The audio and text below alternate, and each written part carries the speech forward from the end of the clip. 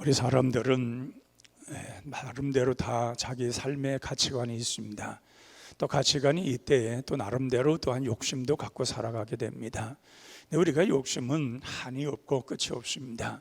그래서 솔로몬은 그 사람의 욕심에 대해서 비유하기를 아궁이와 같다 그랬습니다. 아궁이는 이 지구상에 있는 모든 나무를 갖다 떼어도 아궁이는 여지없이 배고프다고 입을 벌리고 있는 것이 아궁이라는 것입니다. 또한 거머리에다 비교했습니다. 거머리는 사람이 붙어서 피를 빨아먹는데 아무리 피를 빨아먹어도 배고프다 하면서 소리를 지르는 게 거머리라고 얘기를 했습니다. 이렇게 우리 사람들의 욕심은 한이 없는 것입니다. 하나를 가지면 열 갖고 싶고 말을 타면 비행기를 타고 싶은 것이 사람들의 속성이고 욕심인 것입니다. 그렇다고 해서 그것이 잘못됐다 그러기 이전에 우리는 그러한 올바른 그런 가치관, 내가 하나님 안에서 믿는 자로서의 어떤 삶의 가치관을 갖고 살아가느냐가 더 중요한 것을 의미하고 있습니다. 오늘 본문에서도 보면은 사도 바울의 고백 가운데 정말 우리가 이해하기 어려운 이야기가 있습니다. 그러나 그것은 분명한 그런 기준이고 또 우리 믿는 사람들이 추구해야 할 일이지만 언뜻 보기에는 우리가 이해가 잘 안 됩니다. 왜냐하면은 내가 가난해도 괜찮고 또 풍부해도 괜찮고 궁핍해도 괜찮고 넉넉해도 괜찮고 모든 게 다 괜찮다는 것입니다. 그럼 우리 생각해 볼 때 뭐로 사냐 그렇게 말할 수 있겠지요. 가난하면 가난한 대로 그래 속상한 것이고 부하면 부한 대로 즐겁게 살아가는 것이지 가난해도 괜찮고 부하도 괜찮고 그게 무슨 삶의 의미가 있느냐 그렇게 말을 할 수 있다는 얘기입니다. 그럼 우리가 생각해 보면은 왜 그런 말을 할 수밖에 없었던가? 사도 바울은 왜 그런 말로 우리에게 권면을 하고 있느냐 하는 것입니다. 산속에 있는 스님들이 그런 말을 하면 또 이해가 될 겁니다. 그들은 속세를 떠나서 산속에서 작은 것을 가지고 먹고 살며 또 그러면서 지내는 사람들, 돌을 닦는 사람들이니까 그러려니 하겠지만은 우리는 이런 속세에 떠난 사람이 아니라 속세 속에 살아가고 우리는 먹을 것, 마실 것, 입을 것이 있어야 우리는 나름대로 행복의 가치관을 두게 되는데 그런 것이 없는데 우리가 행복하다고 말할 수 있겠냐는 것입니다. 또 사도 바울은 총각으로 일생 동안 마친 사람입니다. 그러면 혼자 사는 사람이니까 가정을 꾸리지 않으니까 그냥 먹고 살면은 또 전도 다니고 선교하고 하나님 일하면은 가는 곳곳마다 대접하니까 그러면 사니까 이거 배가 불러서 또 아무 걱정 없으니까 이런 말하는 거 아닌가 그렇게 말할 수도 있습니다. 근데 사도 바울이 원하는 것은 삶의 방식을 바로 찾자는 것입니다. 어떻게 살아가야 우리가 궁핍할 때도 또 부할 때도 그냥 족한 줄로 알고 감사하며 살아갈 수 있겠냐는 것입니다. 사도 바울은 이런 말을 하면서 자기는 이러한 일체의 비결을 배웠다는 것입니다. 물론 우리가 많은 걸 누리며 살면 좋겠지요. 또 없으면 우리가 너무 가난하면 행여라도 남의 걸 도적할까 두려운 마음이 생겨날 수도 있습니다. 근데 우리는 어떻든 우리가 살아가면서 이런 모든 자족의 비결을 어떻게 해서 배울 수 있겠냐는 것입니다. 우리는 어떤 형편에 따라 흔들리는 것이 아니라 또 형편에 따라서 괴로워하는 것이 아니라 우리는 그런 어떤 형편이 내게 주어지든 하나님 안에서 우리 주님 은혜 안에서 어떻게 그것을 바르게 이해하고 살아갈 수 있는 방법을 우리가 체험하느냐 하는 것입니다. 사람은 나름대로의 즐기는 방법이 다 따로 있습니다.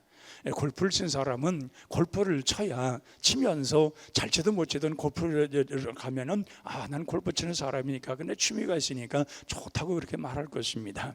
저는 골프를 쳐본 적이 없기 때문에 골프가 얼마만큼 사람들에게 유익이 되고 즐거운지는 잘 모르겠습니다. 그러나 분명 골프 치는 사람은 골프를 치면서 굉장히 즐거움을 찾을 겁니다. 그렇게 하면서 자기가 받은 방향으로 가든지 또 거기에 구멍에 뚝 들어가면은 오늘 내가 몇 점을 땄으니까 나는 오늘 좋은 골프를 쳤다 그렇게 생각하겠지요. 자, 그리고 또 좋은 음식을 늘 배불리 먹는 사람은 그걸 먹음으로써 풍족한 나의 음식이 나를 즐겁게 했다고 그렇게 말할 수 있을 겁니다. 또 커피를 좋아하는 사람은 머릿속부터 커피 향만 와도 거기다 킁킁거리면서 커피 냄새가 너무 좋다 그럴 겁니다. 그렇지 않은 사람들은 그것이 없을 때에 그게 뭐가 그렇게 중요한 거라고 또 그냥 있는 대로 살면 되지 커피 심플 커피 뭘 그게 좋으냐고 그걸 이렇게 하는지 모르겠다고 그렇게 말할 수 있을 겁니다. 근데 그것이 틀렸다는 말은 분명 아닙니다. 서로 생각하는 게 다를 뿐인데 어떻든 간에 어떤 상황이 있든 간에 자기 만족이 뭐냐는 것입니다. 자기가 어떤 만족을 가지고 그것을 이해하고 살아가느냐는 것입니다. 그래서 사람은 항상 자기 만족감을 갖기 위해서는 모방이라는 것을 하게 되어 있습니다. 그래서 내 나름대로 다른 사람에게 배워서 내가 무엇을 행함으로 인해서 만족을 누리려고 하는, 거기서 진정한 행복을 누리려고 하는 그런 모방 의식이 있는 것 또한 사실입니다. 그래서 이런 어떤 일을 반복하다 보면은 또한 그것이 실증을 날 때도 있고, 그것이 별로 나에게 유익하지 못하다 해서 다른 걸 또 찾으려고 하는 그런 사람들도 없지 않아 있습니다. 그래서 우리는 무엇보다도 정말 이 사도 바울의 그 모든 경험을 통해서 우리는 한번 자신을 돌아보는 시간이 되었으면 좋겠습니다. 사도 바울은 분명 자기의 생활 문화는 굉장히 좋은 환경 속에 태어났고, 그리고 율법을 따라서 8일 만에 할례를 받았고, 또한 좋은 학문을 배워서 또한 그리고 율법의 그 전통을 따라서 늘 살아가는 사람이었기 때문에 사도 바울의 환경, 그의 조건은 굉장히 행복한 조건입니다. 누구가 봐도 굉장한 조건을 가지고 있었습니다. 근데 사도 바울은 나름대로 그렇게 살아가고 율법을 지켜가고, 그리고 다른 사람들의 지도자로 살아가면서 모든 사람들로부터 존경받는 삶은 사는 건 틀림이 없는데, 근데 어딘가 모르게 허전했다는 것입니다. 어딘가 모르게 만족하지 못한 것이 있다는 것입니다. 아마 그보다 못한 사람들 보면은 배불러 사는 소리라고 말할 겁니다. 아니, 그 정도 가진 사람, 그 정도 누리는 사람, 그런 정도로 모든 걸 갖춘 사람이 뭐가 아쉽냐고 이렇게 말할 수 있을 겁니다. 근데 그럼에도 불구하고 그런 마음 중심 속에 허전함과 공허함이 있었다는 것입니다. 늘 그런 갈등의 마음을 가지고 있었다는 것입니다. 그러던 사도 바울이 예수님을 만납니다. 그래서 예수 믿는 사람들을 잡기 위해서 다메섹으로 가다가 거기에서 도상에서 예수님을 만나게 됩니다. 예수님을 만나는 순간부터 그런 예수님을 통하여서 그는 느끼는 것이 있었습니다. 그리고 채워지는 것이 있었습니다. 이제까지 추구하지 못했던 것, 이제까지 행복하지 못했던 것, 이제까지 자기 나름대로의 그 무언가를 얻어보려고 했던 그 모든 것이 없어서 허전한 마음을 갖고 있었는데, 예수님을 만나고서부터 그거 채워졌다는 얘기입니다. 그것이 해결됐다는 것입니다. 그래서 그 모든 것을 해결되는 순간부터 그는 말하기를 나는 일체에 자족하는 마음을 배웠다. 예수님으로 인해서 다른 세상의 기준으로서는 안 되는데, 자기가 그만큼 율법학자예요, 정통한 사람이요, 훌륭한 그런 다말절 문화에서 공부한 사람이요, 바리새인 중에 바리새인으로서 굉장히 훌륭한 사람인데, 그런 것 속에서 행복을 못 찾던 것이 예수님으로 인하여서 행복을 찾는, 예수님으로 해서 삶의 진리를 찾았고 삶의 기준을 알았고 삶의 목표를 찾았을 때에 진정한 행복감이 왔다는 것입니다. 여러분, 우리가 이 자족의 마음을 예수님을 통해서 못 얻는다면 그 어느 것도 우리가 누릴 수가 없는 것입니다. 이 지구상에 좋은 가장 아름다운 보석을 주어도 진정 기쁜 마음을 가질 수 없는 것입니다. 세상에서 누릴 수 없는 가장 영화로운 아름다운 자색 옷을 입었다 할지라도 우리는 그것으로 만족할 수 없는 것입니다. 그러기에 예수님을 통해서 이런 자족의 마음을 배워야 되는데, 오늘 사도 바울은 이렇게 말합니다. 내가 궁핍해서 이런 말을 하는 것이 결코 아니라는 것입니다. 내가 너무 부해서 너희들에게 이런 말을 하는 것이 결코 아니라는 것입니다.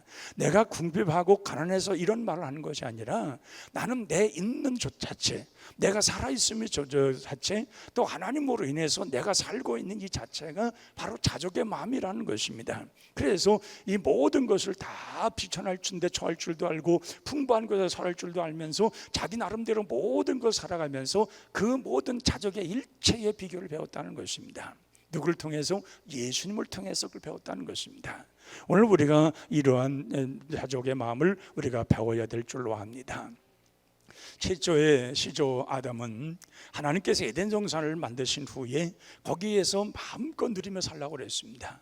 거기에 있는 모든 그런 과실을 따먹으면서 마음껏 따먹으라고 그러고, 그러면서 즐기며 살라고 했습니다.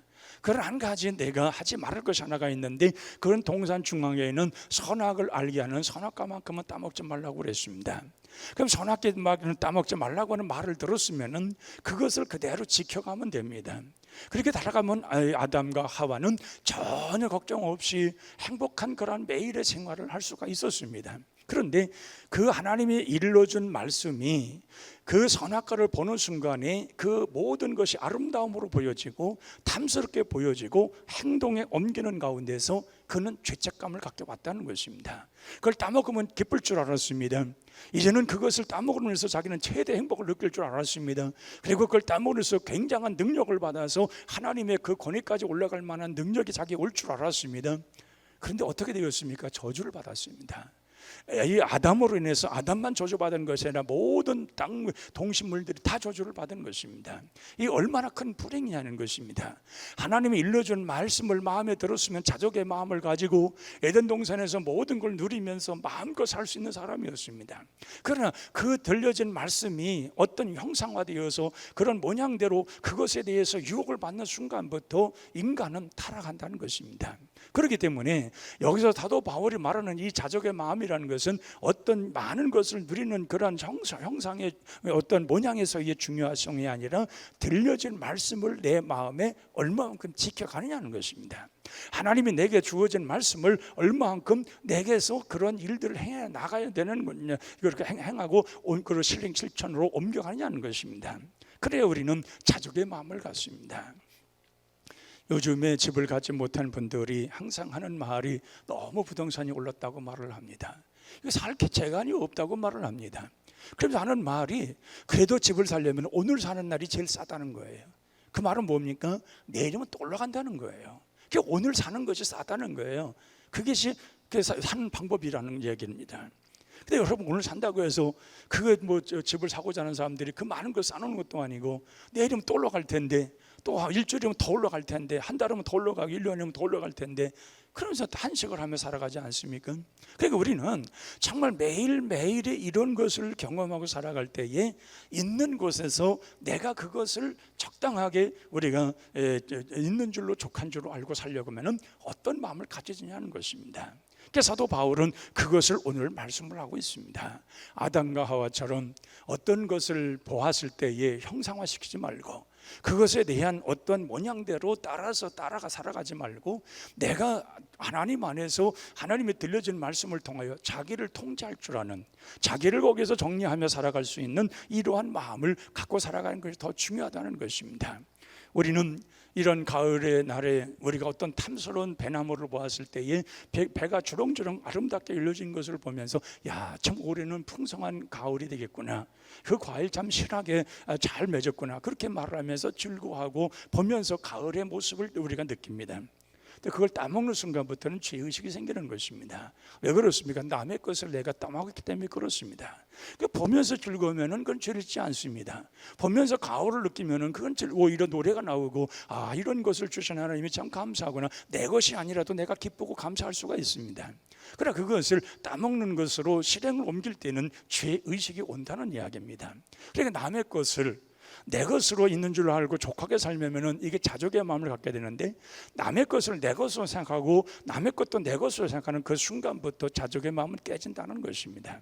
그래서 오늘 사도 바울은 항상 그렇게 말하는 것입니다. 항상 내 마음 속에 이 자족의 마음은 예수 그리스도 안에서 채워가는 하나님의 은혜가 아니면 결코 안 된다는 것입니다. 돈을 많이 쌓아놓은 사람은 야, 내가 이제 금고에다가 이만큼 돈을 쌓아놓으니까 얼마나 좋은가, 얼마나 행복한가. 그럴 때에 그 사람은 정말 행복하다고 생각하십니까? 아닙니다. 어느 정도 밖에 나가면은 금고털이 혹시 누가 가져가는 거 아닌가, 그 금고 누가 열어가지고 다 가져가는가 염려 근심 속에 살아갑니다. 그럼 없는 사람은 행복한가? 아, 나는 아무것도 없는데, 예? 거지가 가장 상팔자라고 말하지 않습니까? 어디서 정말 불이 났습니다. 엄청난 불이 나고 막 타오릅니다. 거지 가족이 가다가 그 아이가 얘기를 합니다. 아버지한테, 아버지 우리는 정말 불날 집이 없어서 좋으네요. 그랬더니 아버지가 그거 다 애비덕이니라. 예. 그래, 없다고 해서 우리가 근심이 없냐 그 말이에요. 근심이 있는 거예요. 또 없으니까 내일에 뭘 먹을까, 뭘 쓸까 염려 있지 않습니까? 그럼 있으면 또 있는 대로 근심을 하고 없으면 또 없어서 근심하고, 사람은 그렇게 살아가요. 근데 그렇게 살아간다고 해서 우리 삶이 정말 평안하냐 말입니다. 그렇기 때문에 우리는 이런 모든 근심에서 벗어날 수 있는 길이 뭐냐? 예수 그리스도 안에서 이 모든 걸 어떻게 내 마음을 다스릴 수 있냐는 것입니다. 이 다스려지지 않으면 안 된다는 것입니다. 그래서 오늘 사도 바울이 그렇게 말하는 것입니다. 내가 궁핍함으로 이 말하는 것도 아니고 내가 풍부해서 이런 말하는 거 아니다. 어떤 형편이든지 자족하는 것을 배웠기 때문에 너도 내가 일러준 말을, 나와 같은 삶을 살아가면서 너희들이 이 말을 배우라는 것입니다.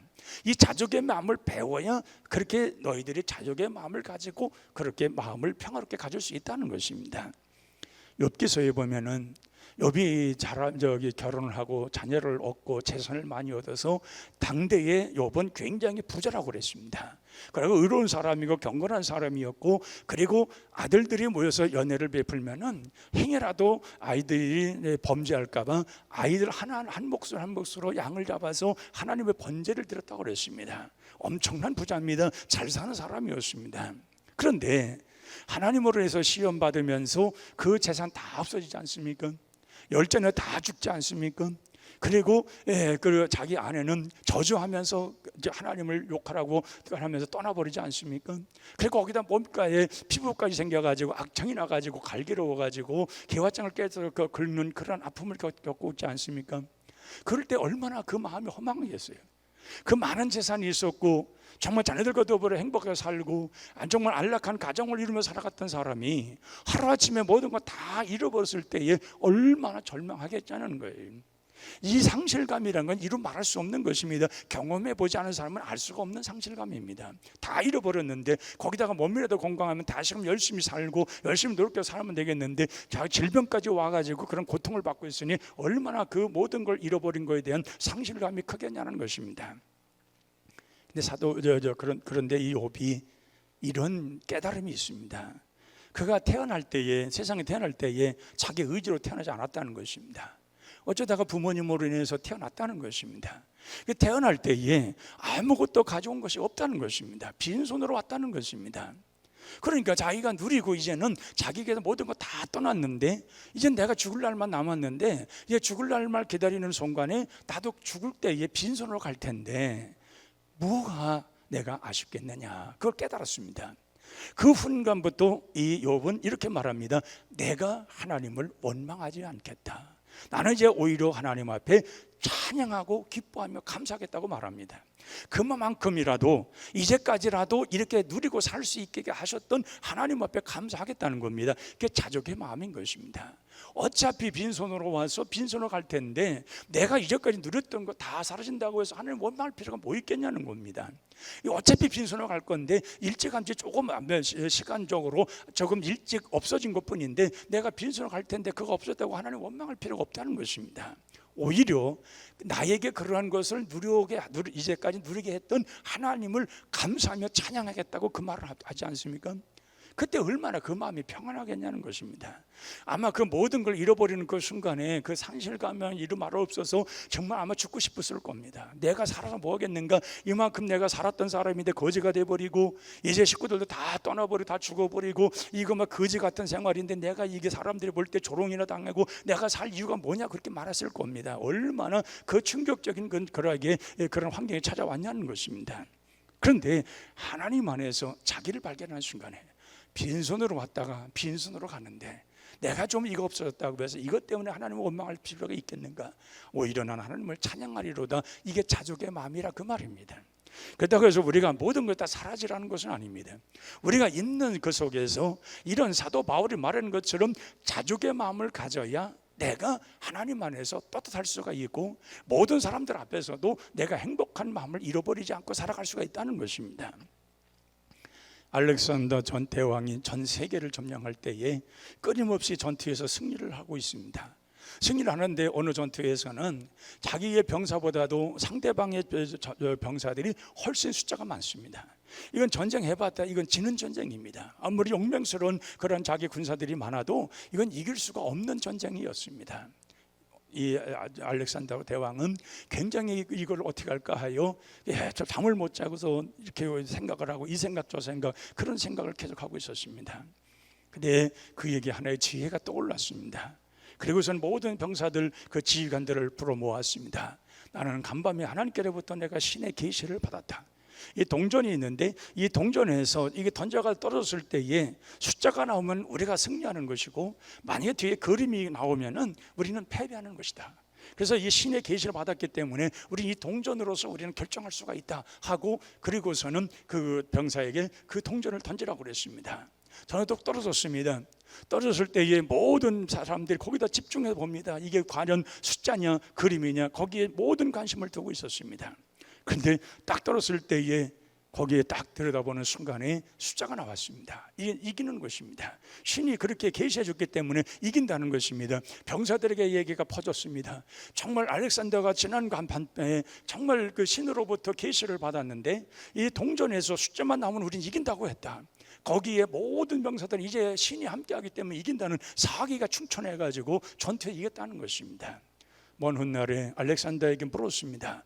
그 동전은 어떻게 하나님 신이께서 그런 계시를 주어서 그런 기적을 일으켰습니까? 했더니 앞뒤가 똑같이 동전의 숫자였다고 하는 것입니다. 왜 그렇습니까?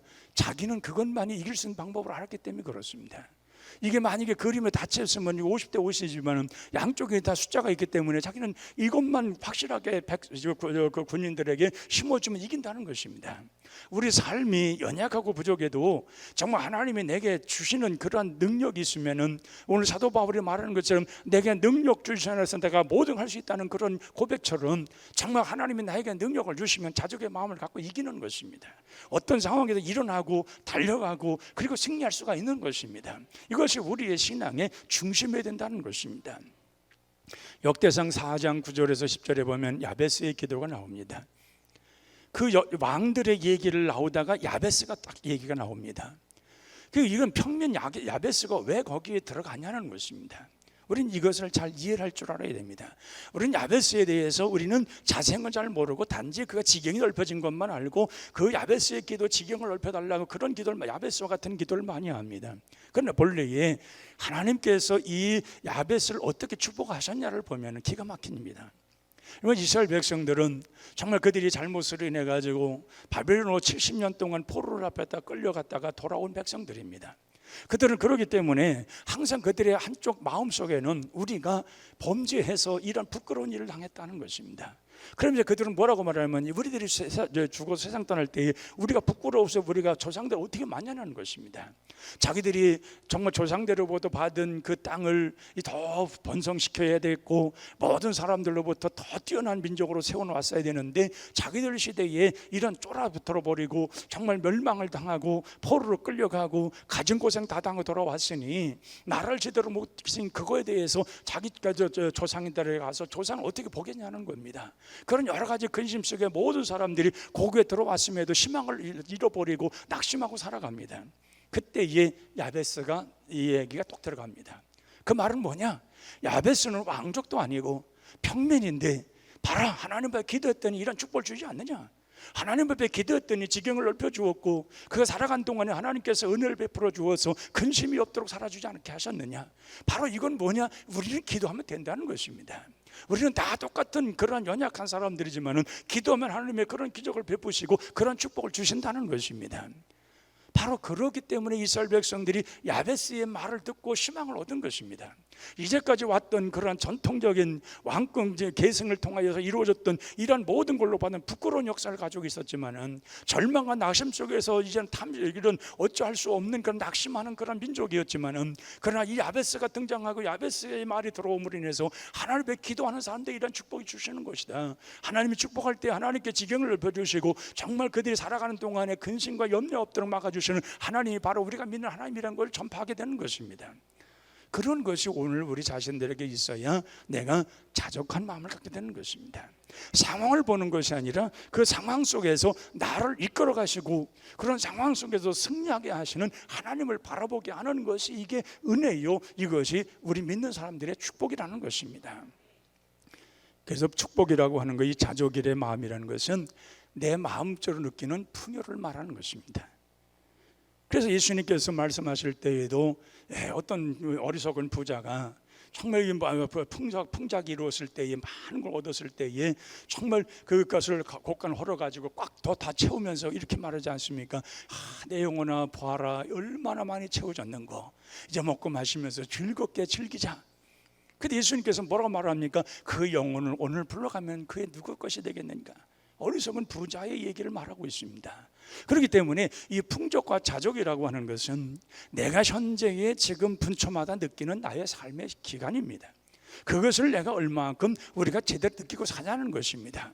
사도 바울은 이런 것을 온전히 느꼈을 때에 자족의 마음을 가졌고 이 자족의 일체의 비결을 우리 주님으로부터 배웠다고 말씀하는 것입니다. 이런 이 자족의 마음을 가져야 우리가 행복이 곁들어지지 않습니다. 그래서 이런 다른 어떤 걸 많은 것을 가졌다 할지라도 이 자족의 마음만 갖지만 우리는 행복 깨트리지 않습니다. 그래서 사도 바울은 모든 원천이 사람으로부터 오는 것이 아니라 하나님으로부터 온다는 것을 확신하고 있습니다. 이 자족의 마음과 자기가 온전히 모든 걸 승리하며 행복감을 가질 수 있는 것은 사람으로는 안 된다는 것입니다. 하나님으로부터 하나님이 공급해 주시는 그 능력과 힘으로 된다는 것입니다. 그래서 오늘 이 말을 하는 것입니다. 내게 능력 주시는 자 안에서 내가 모든 걸 할 수 있느니라. 바로 여기서 나오는 얘기입니다. 사람으로서는 안 된다. 사람의 어떤 생각이나 사람이 주어지는 그런 걸로서는 자족의 마음이 안 생긴다는 것입니다. 그걸로 채울 수가 없다는 것입니다. 그건 다 일시적인 것이라는 것입니다. 그런데 하나님으로 인하여서 정말 내게 주어진다고 할 때에 하나님의 능력으로 말미암아 모든 것 채워질 때에 나는 모든 것을 자족의 마음을 가지고 내가 얼마든지 풍요로운 삶을 살아갈 수 있는 그런 삶이 있다는 것입니다. 그래서 우리의 생활 습관 속에 정말 흐뭇하게 느끼며 살아갈 수 있는 것은 다른 마음이 아닙니다. 자족의 마음을 가져야 됩니다. 이 자족의 마음은 우리 주님으로부터 채워지는 자족의 마음입니다. 세상의 어떤 기준으로 보는 사람들로부터 오는 것이 아니라 주님으로부터 오는 자족의 마음입니다. 그리고 사소한 일에도 항상 감사하는 습관을 가져야 됩니다. 작은 것에도 감사하다 보면은 큰 것을 보면서 더 기뻐할 수가 있는 것입니다. 작은 것에 불평하는 사람은 큰 것을 줘도 불평하는 것입니다. 그러나 작은 것에 감사할 줄 알고 기뻐하는 사람은 더 큰 것이 와도 늘 기뻐하고 감사하며 자족의 마음을 갖는 것입니다. 우리는 타인과 비교해서는 우리는 열등감에 빠집니다. 더 나은 사람과 비교해보면 난 열등감에 빠집니다. 또 없는 사람하고 비교하면 난 교만해져 버립니다. 그러기에 나는 남에게 비교하지 말고 나는 나라는 생각을 가져야 됩니다. 그리고 다른 사람들 더 좋은 관계를 이루면서 사랑의 마음을 가져야 됩니다. 그럴 때에 우리는 행복한 마음을 가지고 행복한 생활을 할 수가 있는 것입니다. 사도 바울은 스스로 이 법을 터득했다고 그랬습니다. 여러분들도 사도 바울처럼 하나님의 은혜를 통해서 이 자족의 마음을 배워야 될 것입니다. 그래야 우리가 비굴하지 않습니다. 그래야 우리가 초라하지 않습니다. 그런 것 때문에 우리가 정말 낙심하거나 시험에 들거나 우리 그런 연약함 속에 빠져들지 않습니다. 그러므로 우리는 내게 능력 주신 자 안에서 내가 모든 걸 할 수 있다, 자족의 마음을 거기서 찾을 수 있다, 이런 생각을 가지고 항상 행복하시고 기쁨을 가지시며 즐거운 추석을 맞이하는 여러분들이 되시기를 바랍니다.